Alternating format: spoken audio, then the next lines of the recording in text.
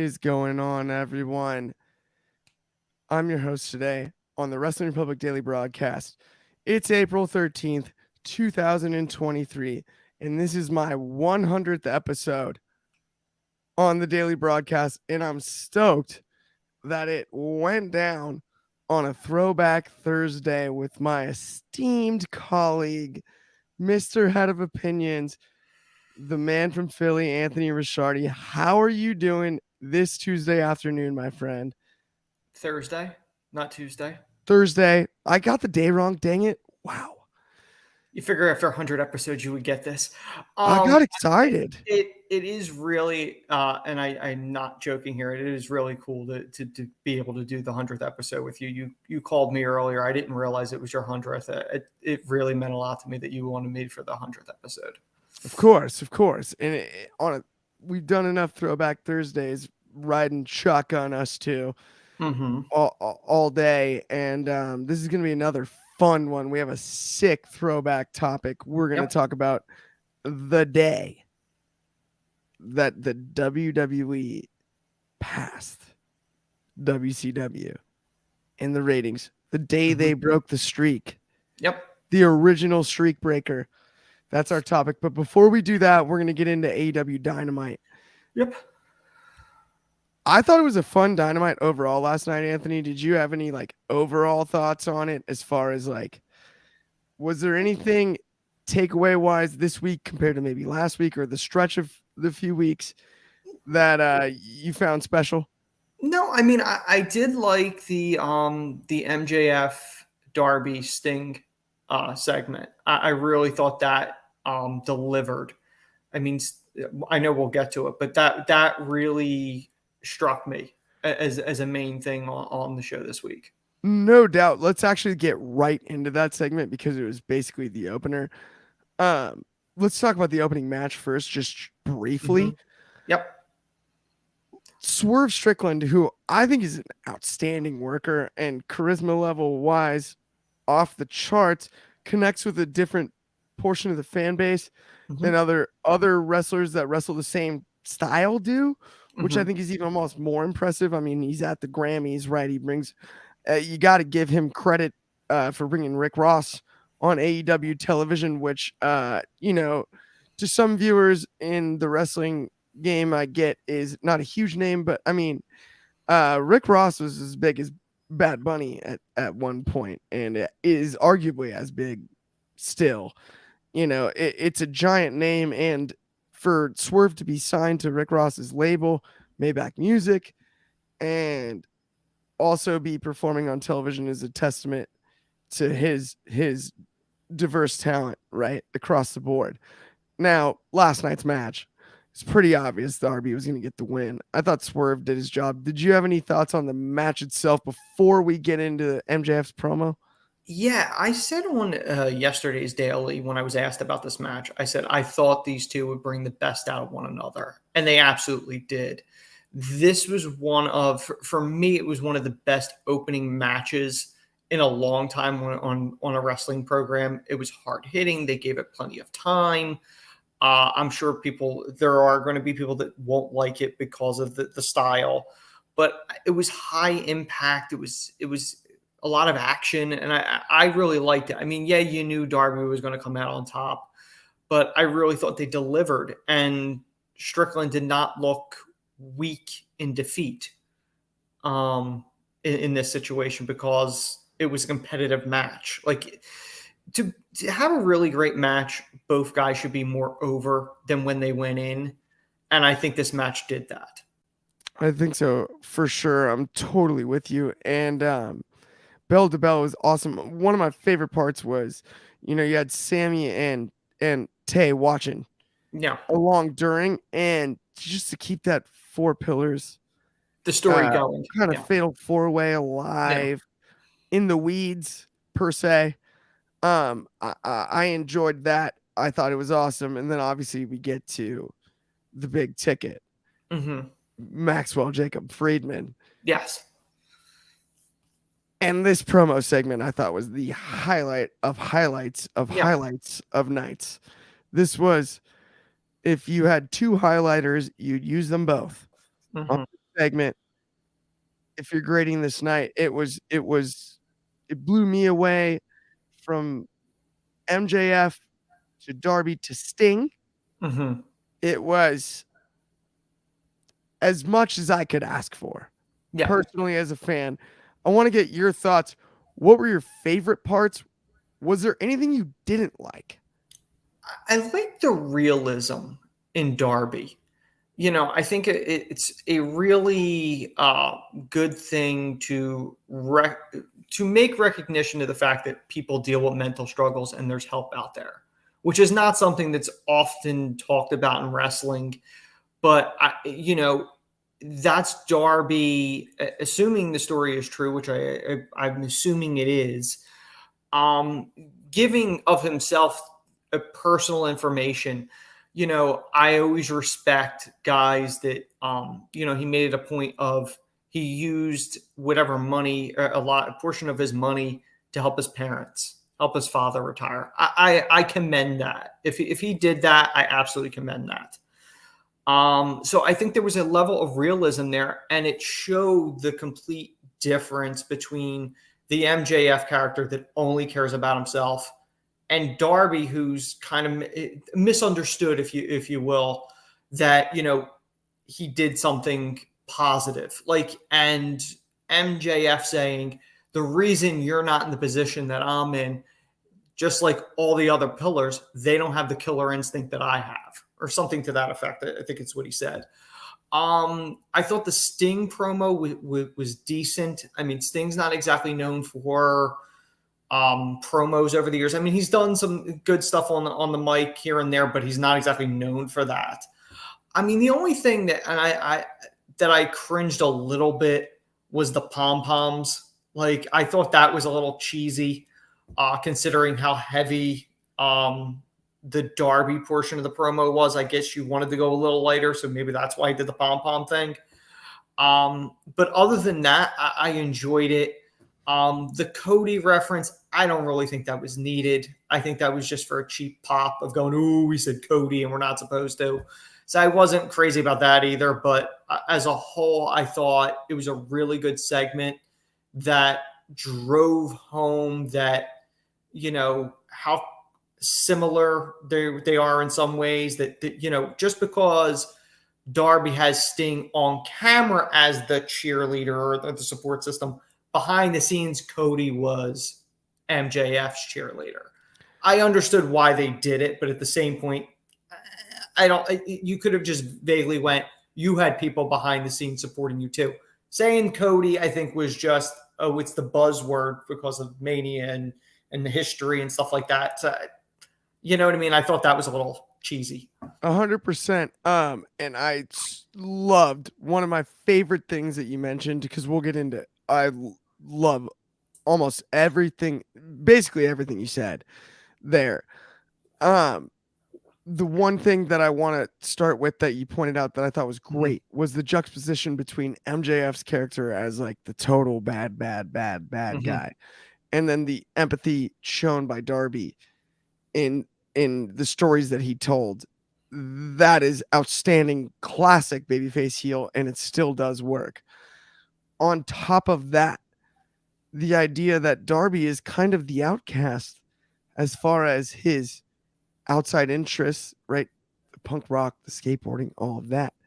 MJF is, the clean cut rich kid from Long Island, and the irony of that coupled with what you mentioned about Darby being the ultimate good guy. And it's almost like they're telling the don't judge a book by its cover story, which is great. It's just classic storytelling from top to bottom. I love everything about that. And then adding the Sting influence on top of it is outstanding. Now the Cody thing. I totally understand why you didn't like it. It cracked me up. I can't lie. I mean, I don't mean I disliked it. I just don't think it was necessary, because I think it was just that cheap plug of going, ooh, he said something he wasn't supposed to, or something. You know what I mean? But what I thought the brilliance of it was we can talk about other promotions because every time the WWE mentions another promotion like Dragon Lee on NXT, Mm-hmm. everybody goes, "Oh, they did it! What's Look, was there? They typically look, do. That's they're why. the good guys. No, I know. Look, They look, they typically do. did it. They're it's not that bad." Yeah. And it was a little bit of like, "Oh yeah, no." In the big segment Mm-hmm. on the other side, not only did I do it, I did it about you. Mm-hmm. And it was such a undercut. I thought the shot, while it landed on the crew of, and I'm not saying you at Mm-hmm. all, but the crew of people that do the like, look, WWE said another Mm-hmm. name, right? It landed on them negatively. It landed on some people kind of in the middle, or it didn't land. Mm-hmm. I think where it was really directed was, look, if you're going to do this bidding war of 2024 gimmick, Mm-hmm. we all know what the deal is. Mm-hmm. And I'm Darby Allin. I don't take shit like that. Sorry for cursing. But the I don't take crap like that. And so I'll tell the truth right here and right now on the mic. Mm-hmm. And for that reason, I really enjoyed it. I thought it was less a shot at Cody or even the Oh no, WWE. I didn't think it was a shot at Cody. Yeah, I knew it was directed at MJF, and the thing is, I do love elements of realism, and I had no problem them saying Cody, but my issue was not only did he say Cody, but they made an extra emphasis of going, "Oh, I said Cody." You know what I mean? It's not so much right. that he said it; it's just you made it more of a thing because it was like taboo. That was my issue, not that he said Cody. 100%. I felt on first watch personally. I thought it felt more like a veiled shot at the bidding war of 2024 thing and at Cody's friendship with MJF than it did Mm-hmm. as a shot at, look at me, I can say this, Mm-hmm. which is still funny to an extent. Yeah. And I don't mind a bit of. And some of the subtle ones are some of my favorite AEW moments. Some of the over the top ones are some of my least favorite. Ironically, I'll wholeheartedly admit that, right? Mm-hmm. As a fan of AEW since its inception, yeah, some of my favorite all time moments involve jabs at WWE. The more subtle, the tasteful ones, I would call them. I think the most ironic one is one of Cody's last promos there that he made fun of WWE changing Gunther's name, and then when you look at the Rumble, what Gunther did to him with the chops, that came back to bite him in the ass. Yeah, he got his receipts. Yeah, he's like, let's test that pack. Yeah, let's test that new pack. Dr. James Andrews. Yes. Shout out Birmingham. But either way, and okay, more importantly though, how did you feel about Sting's influence? Because I really enjoyed that. Even the Joker reference. Yeah. That was one of my favorite parts of the promo. Yeah, I enjoyed it. I do find it kind of funny, and this is like a subtle thing, that like Sting did away with the long coats. Now he's wearing like the old man track jacket. You know, that's his new thing now. Like it kind of fits, like it's like half surfer Sting, but he's still in the Crow Sting. It's retirement home Sting. Yeah, it's what it is. But it's like he's going back to his surfer roots, right? He's got the track jacket. He's just laid back now. It's still Boca Vista Sting. That's what it is now.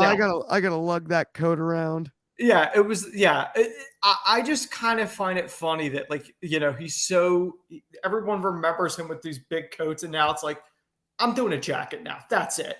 Zip up, easy. It's subtle, but it cracks me up because it's so minimalist compared to what he's wore previously. 100%. It cracks me up. I mean, I've always liked Sting, so you know, that was one of the thrills I had when I met him at a convention, got a photo with him with the face paint, of course. So I mean, it is great to see Sting. You know, I'm curious to see when he does call it quits, because he does make mention of the fact that the show time is running out. So I'm curious to see what will be his last, because obviously he hasn't said, you know, when it's going to be, but it's obviously coming within the next year or two, maybe a little longer. I don't know.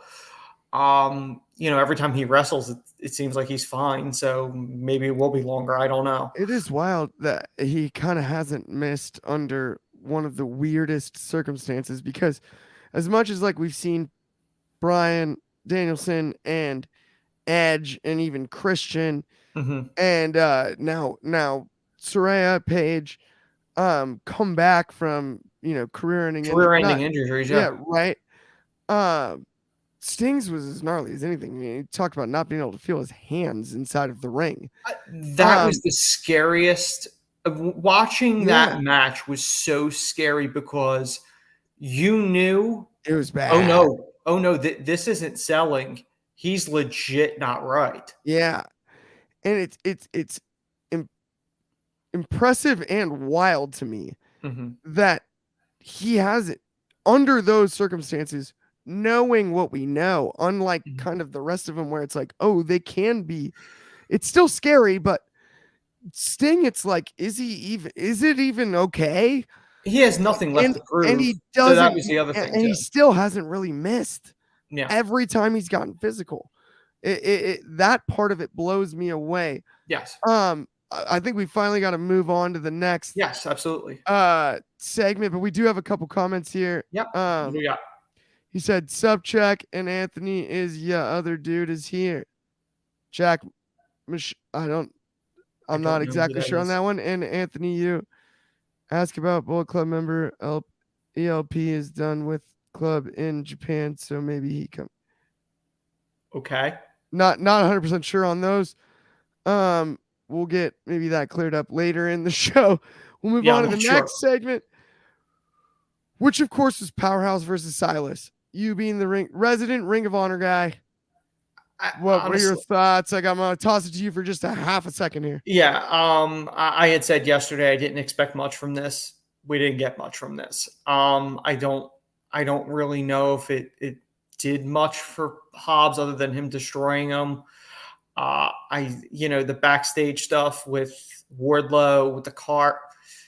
I thought that was less impressive considering the fact over the years we've seen Braun Strowman just manhandle and flip a car himself and not use a forklift. So I don't know if it was as impressive in this situation. Yeah. It was one of those things where, and I was excited on yesterday's show about I love Hobbs. Mm-hmm. And Oh, I like Hobbs a lot. I I just thought didn't it think this I match would do much. thought at the end of the day he needed to destroy him, and he did Mm-hmm. do that. Mm-hmm. But I don't know if it was almost even too much. Like it was violent. I think if he just did Not that I that, it don't was love fine. violence. I think if he just did that, it was fine. I think the stuff with Wardlow backstage kind of took away from it in a way because the focus was on that and not necessarily how he just completely decimated a former Ring of Honor TV champ. I believe he held the TV title at one point, Silas Young. So I thought that was a little strange. Yeah, no doubt. But let's get on to the next match, which is actually more fun because I watched it and we talked about it yesterday, but Yes. Cassidy and Matthews for the AEW National Championship. I enjoyed it, man. Yeah. I really liked it. Like Orange is better than you gotta give him more of a chance. I understand the history. And if you go back and watch the highlight reel, you can work yourself into a making Orange Cassidy hard to watch situation. I really enjoy him. I think he found his groove. I think he kind of found it during the Jericho rivalry, and then he really hit his stride along the way after that. I think it's kind of a shame that as good a work as the Best Friends did, especially against Proud and Powerful in that street fight, which was one of the last matches before fans fully returned during the COVID era, haven't been pushed higher on the card because they're better in ring workers than they get credit for. Kind of get stuck with Wheeler Yuta. Wheeler goes to the Blackpool Combat Club, and then they get shuffled to the back of the deck. But at the end of the day, Cassidy with the backpack, I dig it, and his moveset is deep. He's good in the ring, and it's believable. If you can believe Darby Allin, you can believe Orange Cassidy. That's the way I look at it. because Orange towers over Darby. And the orange punch lands harder than any offense Darby throws that doesn't involve Darby Allin turning his 165-pound frame into a human weapon. And that's what I got to say about that, Anthony. How do you feel about that take? I like that take. I said to you before, my only issue with Orange is when he does the fake little taps. Sweet chin music. When Darby is when Orange is taking himself seriously and delivering, whether it's the DDTs or stuff like when he's doing the legitimate stuff, I like him. It's when he does the fake little tap stuff that takes me out of matches. That's the only issue I really have with Orange, is that. If he wasn't doing that, yeah, I thought they gave it a decent amount of time. I thought it was a decent match. I did. Absolutely. I hear you. And I do, while I understand where you're coming from, sweet shin music cracks me up every time, especially when he tunes up the band to deliver it. And in his defense, I'll say, I think he does it to get under his opponent's skin. It's head games, man. He's like, I don't even care. Okay. When was the last time you were in a fight and did little taps to throw your opponent off? Now that would be a little different. I hear you there, but it just cracks me up the fact that it's named, the entertainment value, and it's, I mean, because we do accept like Penta taking the glove off to do the chops. We definitely accept Flair chops. Mm-hmm. You know, I mean, even the 10 beats of the Bodhrán, right? Like that should be a disqualification every time under the rules, but we love it. Like it's fun. And so while I do get where you're coming from on Sweet Shin, it cracks me up. We've got some comments. It gets me every time. It tickles me. I can't help myself. Rick Joe, by the way, with the comment. Sup guys? Hey, much appreciated. My mom with the 100. Love you, Mom. And then Rick Joe again with the agreed. I don't know if that was on the Orange Cassidy take, but we appreciate it either way. And thank you for tuning in, my friend. Yeah. But let's move on to our next topic. Yeah. So we can get to throwback finally. Yes. You know what? Like, let's blow through these next couple really quick. Mm-hmm. So Cassidy retains against Matthews. Mm-hmm. Ethan Page has his little moment. He's upset. Do you have anything on Ethan Page there? I know you're a longtime Ethan Page fan. I've always liked Ethan. I've always liked Ethan. Yeah. Yeah. The one point where I really liked Ethan, and this is a little side topic, but I'm going to go there anyway because we can. He fought Cody Rhodes in Evolve. And I'll never forget it. He's outside the ring and he asked a fan to hold Cody. And the fan did because he was wearing an Ethan Page shirt.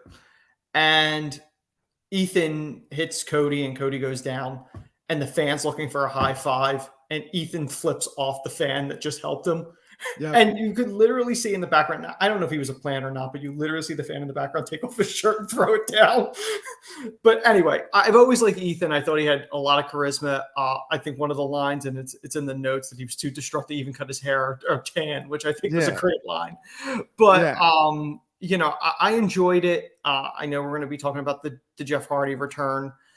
I got to be honest. I question whether or not bringing Jeff back was a smart move. I know from the merchandising, but knowing what's going on, I don't know if that spotlight in wrestling is the best move, because I kind of feel like Jeff as a whole, promoters have, he sells a lot of merch. He's a lot of draw. I don't know if being in the ring and being in that spotlight and being on the road is the best thing for Jeff Hardy, the person. That's just my opinion on that. I couldn't agree with you more. And before we even get back to the rest of the Dynamite card, let's just cover the Jeff Hardy return now. Yeah. The child in me popped like crazy, of course. Oh, yeah, I get it. I jumped off my couch. It was amazing. I love Jeff Hardy. I always have. He's one of my all-time favorite wrestlers. Mm-hmm. And that's no knock on Matt, but Jeff was my clear favorite. Jeff's the the Shawn Hardys, Michaels of the two. yeah, he was my Match favorite. Jannetty. Yeah, he was awesome. Loved Mhm. Jeff all the way growing up, from the Oh yeah, RVD Intercontinental title reign absolutely or rivalry, the Taker Raw match, iconic. um, is unbelievable, and then even the rivalry with CM Punk, Mhm. um, which is one of, I think it's underrated because of the politics backstage, Mhm. wildly. That rivalry played out on screen, unbelievably. I To your point about the personal side, I completely hear where you're coming from. Not playing devil's advocate, but just to kind of, I will say, and they're completely different situations given Jeff's Mhm. history, but John Moxley went to rehab and did the work and came back and was welcomed back with open arms. I do respect the giving him an opportunity. A lot of what happened previously happened while he was in WWE. It's a different schedule, it's a different environment. If he went, I'm not saying if, he clearly went to rehab, did the work, and the what I would hope is that he's, number one, ready to return in his own mind, first Mhm. and foremost, and enjoying his return, Mhm. and just wish the absolute best for Jeff Hardy. Oh, absolutely. But And please know, I yeah, wish nothing but the best too. yeah, But the thing is, with Jeff, we've been down this road right, a few times before, and my only concern is, is he back for the right reasons, or is he right. back because someone wants to make a buck off of him? And that's And totally, and is not totally looking fair. out for his best interest. And I'm not saying AEW is doing that. Right. I'm just saying in general, I would hope that he's right, but and he's coming back for the right reasons. Oh, That's all. it's something that 100% needs to be Yes. considered for sure. I mean, for not only him but AEW as well. Mhm. And Absolutely. I would just, They'd be yeah, they don't want that liability on their hands. but I want to for sure give the benefit of the doubt because Mhm. clearly it's been a lot of time and he's clearly put work in to make this Mhm. return. I'm gonna just not. I'm not ready to say, because I totally hear where you're coming from, but I'm not ready to say like he doesn't deserve the chance. Not Mhm. because that's not what you said either, by No, the I'm way, not. right? But Yeah. but there are others that I've seen Oh, online and absolutely. whatnot. Saying he should be They're saying like, blackballed for oh, he life. should be Yeah. right, yeah, and I believe that's unfair and not right either, especially Mhm. given the, I don't want to say like the crime, but like what what happened. It's not it's a different situation than others that have not been allowed back, for example, right? Um, No one wants this to end tragically, and Absolutely not. Yeah, that's obviously the concern yes. based on his history. Well, especially given and also his style as a wrestler, um, going to the extreme, what he's put his body through. It's just how many more Yeah. miles are left Mhm. is another How he's able to major still walk is major the insane factor part. in this conversation. Yeah, Yeah. as far as Jeff's concerned. Mhm. But before we get into the other topics, Yes. um, the only other thing that we kind of missed was the Elite and Blackpool Combat Club little exchange Mhm. that worked out. We had screwdrivers, we had everything involved. Yeah. Um, I enjoyed it. It pushes the story along. I still like that Kenny has the Elites back, despite the fact that they're not carrying the trios titles anymore. Mhm. I was afraid that they would too quickly pivot back to, well, now the Bucks are the Single tag star. team Yeah. and Kenny's a singles guy.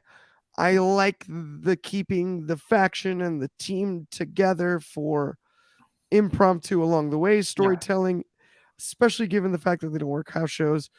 But outside of that, I think this was a perfect just nudge that chess piece to the next Mhm. square and get us to next week. And I think they did a fine job of doing that. I mean, you didn't expect much going into this. It was what it was. It was designed to get Claudio and Mox and Blackpool heat, which obviously, I guess it did. I still think that Callus is behind Blackpool. I really do. I think that's the direction it's going. Don Callis is not going to be a face, and Right. it would make sense if he's the invisible hand That'd be in the great. new dark version. with this. To me, it fits too well, and I just don't see him staying with Omega and the Elite when clearly Don's a heel and they're not going that direction with him. If that makes Ab- sense. Absolutely. I'm 100% with you, and I think it's brilliant to kind of sliding Callis in for Regal is hysterical. Mm-hmm. Yeah. Almost like it. And I think Regal would even be cracking up about Oh yeah. I think Regal would enjoy it Yeah. himself, which is telling to me. Mm-hmm. Um, but yeah, we've only got 2 matches to cover on AEW, and Yep. we might even go extra just to do this Yeah. That's throwback. Who knows? But we have the Outcast storyline, Yep. Rio and Sky Blue thrown together team. I love Rio and Sky Blue. I liked the match. I didn't love the matchup. I don't love the storyline with the Outcasts. Do you have anything? It's the Outcast thing's not delivering. And it's a shame because Sky Blue and Rio, I mean, all the people involved are good. It's just this story, I don't care. I want to. It's I just brutal. don't. There's I just don't so care. many talented wrestlers Yeah. involved, and it's just so telegraphed every step of the way. Yeah. It's It's painful. a NWO type ripoff, but Yeah. not a good one. I, If that I, makes I, I, sense. I at this point, and I know that Thunder Rosa's not available, Yeah. and I said her and Britt being injected into it somehow and split somehow would be one way to save it. That's off the table. I don't think There's it can be saved. only one thing that can pseudo save it, and that's Sasha Banks, Mercedes Moné at this point. That's it. I don't It think at anything could. least I really it at don't. least makes me want to pay more attention again if Yeah, she's injected into it but are you paying more attention for her or the group? for her. That's what I'm saying. It doesn't help the group. Now it could help the group if they can organize it beyond that debut. That's my theory there. True, but considering Oh, the no pieces, comment, Rick Joe. I hear you there too. We're kind of on the same page. but considering what they've put into it so far with people, and it's not. I don't have faith of them bringing her into it and being able to capitalize past her. I want to be wrong. I really do. I want to care about this. I just don't, unfortunately. I hear you. Okay, let's get the main event in then. And Keith Lee and Chris Jericho. it's an interesting one. Lee and Jericho, which on paper, had you told me during Keith Lee's double champ NXT reign, where he's got the North American title and the NXT title, that in just a couple years, Yeah, you're on a random Wednesday night going to get Keith Lee versus Chris Jericho on AEW television. yeah, I would have gone crazy. I mean, that's unbelievable. And for things to have happened the way that they have along the way, the ebbs and flows for both performers. It's interesting the way that it went down last night. I didn't have any problems with the match. No, I think it was a decent little match. For Keith Lee, I've been a big Keith Lee fan from when the very first time I saw him on the Indies. I was like, this guy's can't miss. No one could. You can't not make money with this guy. And then his run in WWE really didn't amount to much outside of NXT. NXT, he was fine. But even in AEW, he really hasn't. And I get it. He had health issues, this and that. I did see one line that I have to admit they cracked me up because obviously he's fully embraced the gray hair now. He's not dyeing it anymore. And somebody took the picture from his entrance and said, because I guess he has the cape now or whatever, and somebody went, "It looks like Uncle Phil's a wizard from Fresh Prince of Bel-Air." And I went, "Oh my God, I can't unsee that now." Yeah. But I've always liked Keith Lee. I thought, this is a match that Jericho knows how to work matches, and this could be a really good match. I think the most interesting thing was at the end, obviously. Jericho beating Keith Lee was probably not the smart move. I mean, a Keith Lee win over Jericho would mean more to Keith Lee than Jericho beating Keith Lee. I mean, at this point, Jericho should be putting people over, and Keith Lee should have gotten the win. But I think the most telling thing at the end was the whole dynamic of Adam Cole talking to Keith Lee. And immediately, the internet immediately went, wait a minute. This is what Vince wanted. Vince wanted Adam Cole to be Keith Lee's manager. I'm assuming that's not the direction it's going, but it is kind of weird.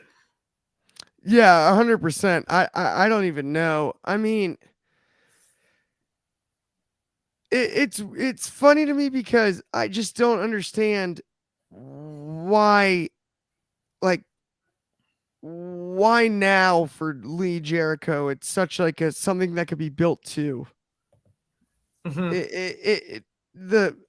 with you on everything you just said, but I'm just kind of confused on the booking. As much as I enjoyed the match, we got a couple more comments, by the way. Yes. What do we got? We've got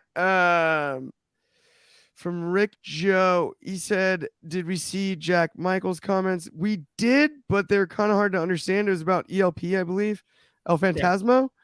Yeah. Joining the Bullet Club. Couldn't really kind of decipher what the actual question was there, but we did see them. And then the Uncle Keith Lee comment cracked me up. And then from Danny, Aaron, Sub Clark, and Anthony, is Tony Khan going to do the greatest thing Adam Cole managed Keith Lee?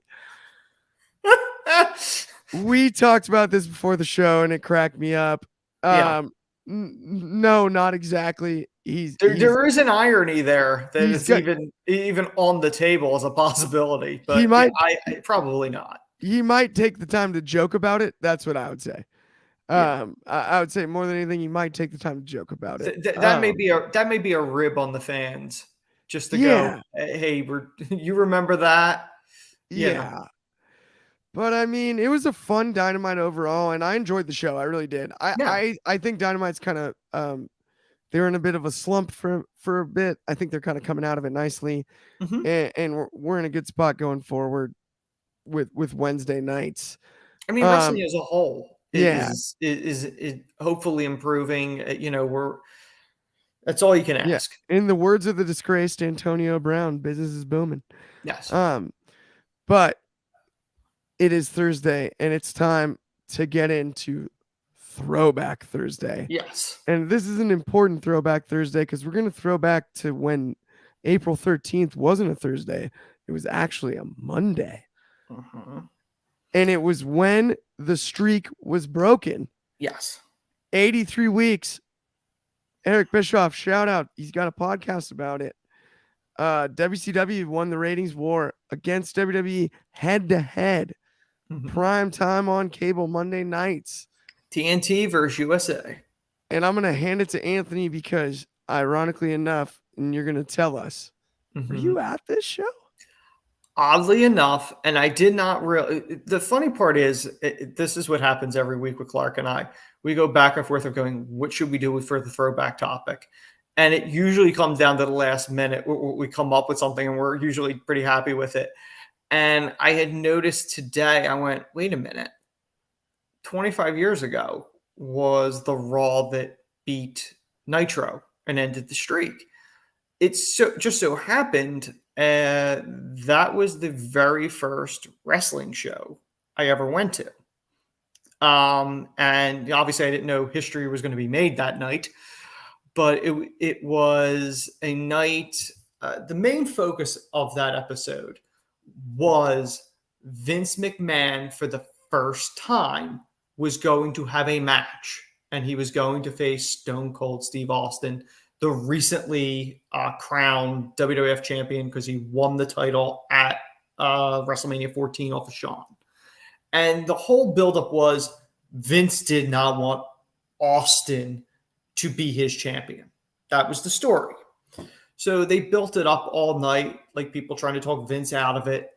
Like, what are you, nuts? And training Vince up. Shane's backstage. Briscoe, Patterson, they're all training Vince. I think Slaughter was there too because he was part of the corporation.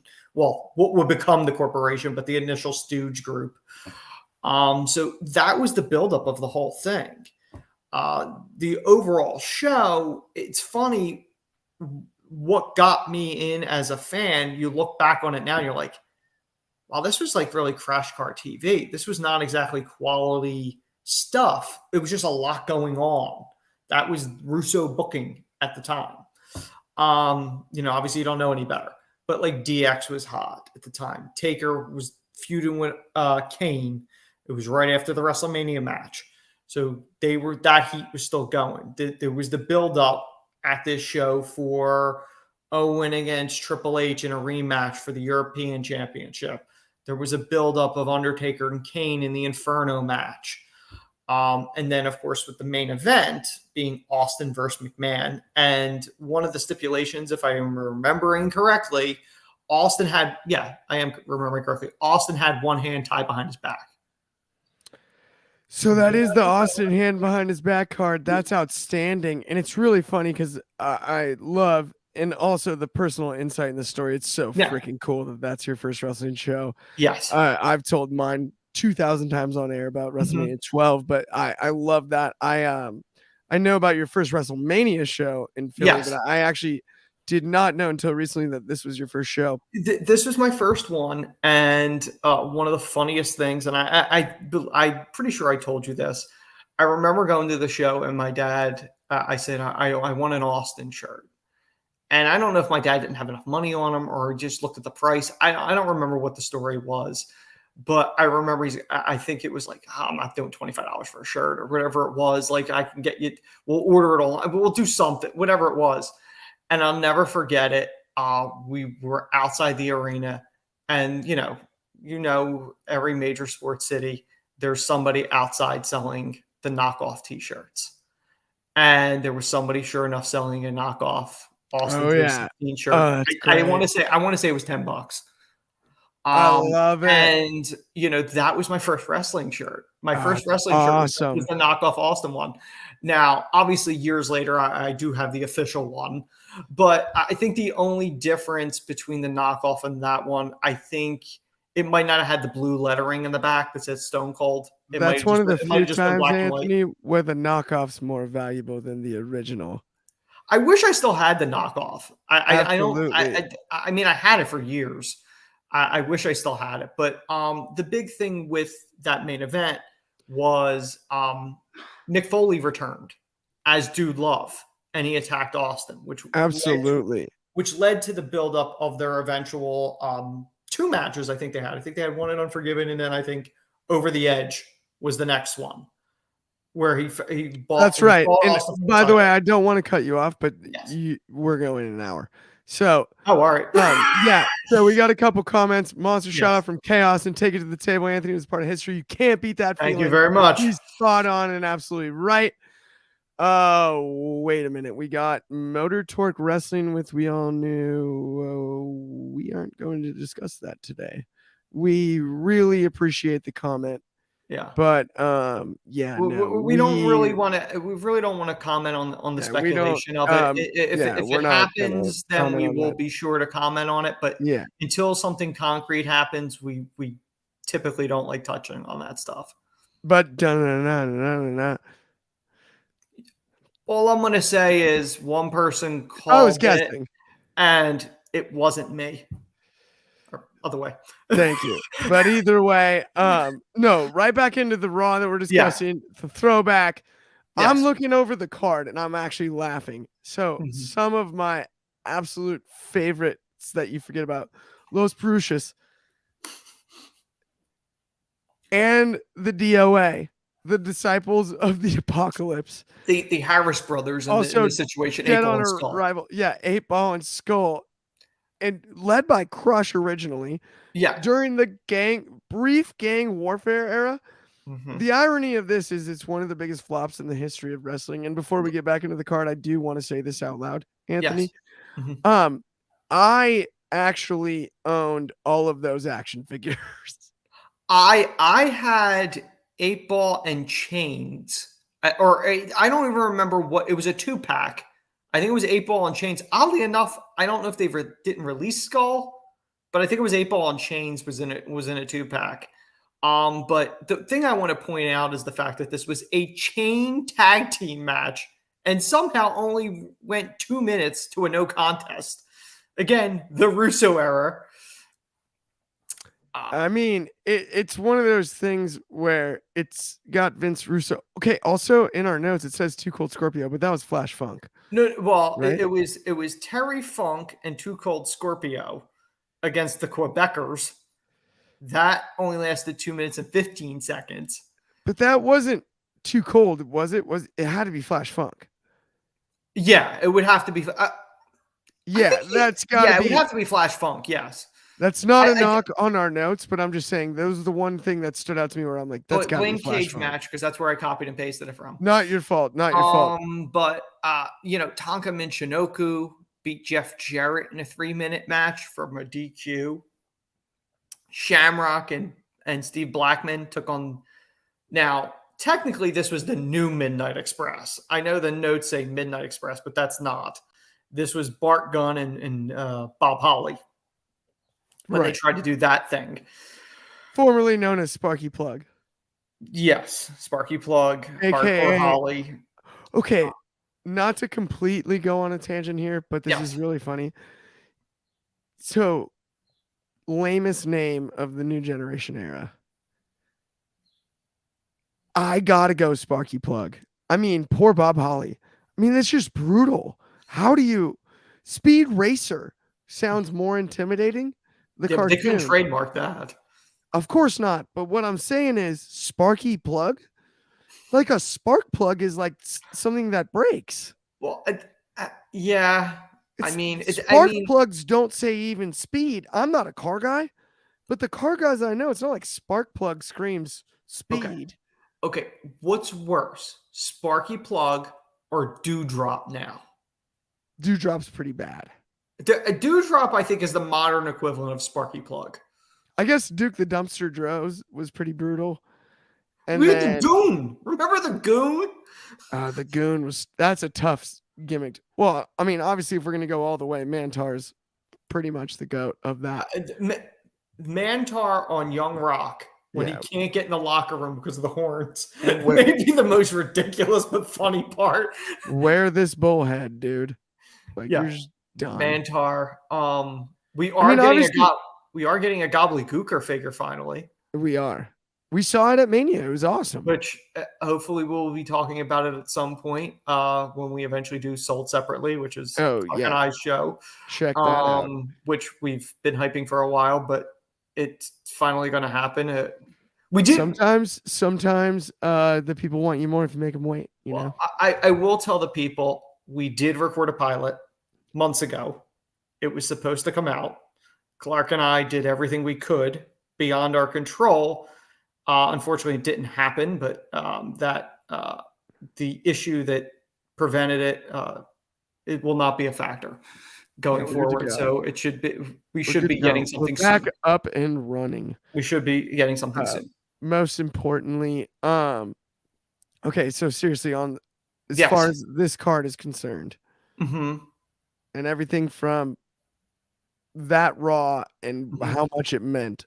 Another thing that sticks out to me that's hysterical is exactly how many McMahons are involved in that main event segment with Stone Cold handcuffed. Well, I mean, the one other thing was Owen Hart fought Billy Gunn during the whole DX feud, and that is the longest. That is literally the longest match on the card at 8 minutes and 30 seconds. Think about that. They had a banger. It's a 2-hour Raw. And this was a typical Raw during the Attitude Era. It wasn't a lot of wrestling. It was a lot of smoke and mirrors and just throwing stuff out there and hoping it sticks.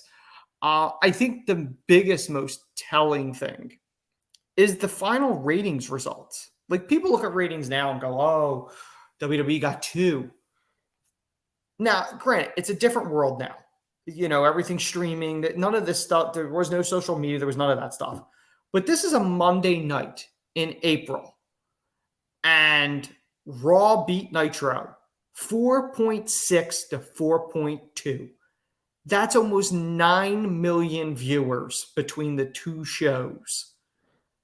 And again, this is in April, the beginning of baseball season. Yeah, There's a lot of things going on. That's a lot of viewers for a Monday night. Like that is. they would kill for those ratings. Could you fathom? I mean, it's hard to. I would imagine, ironically, though, given the current state of today's, because Mhm, to your point, 9 million viewers on the same night, mhm. unbelievable. Yes. I bet with streaming and everything we've got now, we're probably close to 9 million across a week Oh as yeah. far as major programming Legitimately, if you added WWE and AEW and Impact, if you added together. all the ratings up, they might equal that. But like, Yeah. this was just one show. Like, I Yeah. mean, you literally would have to add Raw and SmackDown together to equal one of those. The mainstream crossover is absolutely fascinating. Yeah, totally. And I mean, it's one of those things where, yeah, it's hard to quantify. But I mean, honestly, I said we might go 60 or whatever, but I feel like we might as well just go home. You ready to go home? I'm like, you know what? 100th episode. I gave us an extra 7 minutes. I'm like, we covered this show.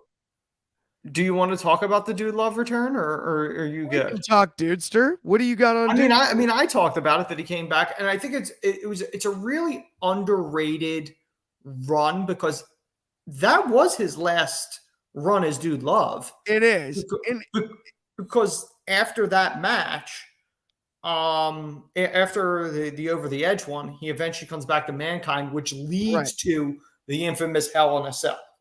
But And the anyway, then the Cactus Jack after that. to finish his career, yes, Right. the first That's time one of my around. favorite things that he did. I mean, the best part about Dude, in my eyes, Mm-hmm.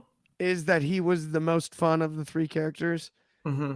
I actually think they missed the boat on making Mankind too fun. Mick Foley's one of my favorite performers of all time. Yeah. Dude Love needed to be the fun one. The Faces of Foley was brilliant, Yes. but Mankind needed to be darker and more depressed. Yeah. It Which always he was bothers for a me long that, time. He was right. ripping his own hair out. But I felt like at times they kind of combined Mankind and Dude. When Mr. And Sacco came into play, yes, that's when he became, oh, he's fun, Mick Foley. Not, this is a guy that literally threw himself off the Hell in a Cell, went through the Hell in the Cell. Like, this is the guy that had his tooth hanging right. out his nose, and now he's doing balloon puppets. Well, yeah. And then the It was a intensity positive for level him, as but Cactus still, Jack, yes, it paid off in the long. I mean, yes. he won the WWE title as I comedy. did it, Yeah, Adrian. Yeah. yeah, as comedy Mankind. So I mean, at the end of the day, Which also beat Nitro in the ratings because Tony Schiavone went, that'll put butts in seats, but that's for another episode. well, and I love that Shivani actually totally regretted it. Oh, no, And it wasn't changed even it. him. Yeah, He was told to do it. And I think it was Bischoff. Or it was whoever was in charge at that time told him to say that. 100%. Yeah. But yeah, man. I mean, either way, it's been a blast of a Yep. show. My personal 100th episode. To 100 more, Clark. We'll do 100 more at least, maybe Yeah. 1,000 more. That's probably the next time I'll celebrate it on air, to be completely honest. They'll Um, drag me out for it. but Guaranteed. it was a blast. I will see everyone tomorrow with Chaos and Kobe. I believe is the lineup. Not exactly sure the time. Anthony, you'll be back Saturday, correct? You tell me. I think so. All And then right. we've got, and then I'll we've take got, your word for it. and then we've got Take It to the Table coming up. Go check out everything else on the Wrestling Republic channel. We got Soul Sessions, sold separately coming soon. The whole nine. And it's been a blast today. Well, I will talk to you guys tomorrow. Thank you for everything. Yeah. Thank you.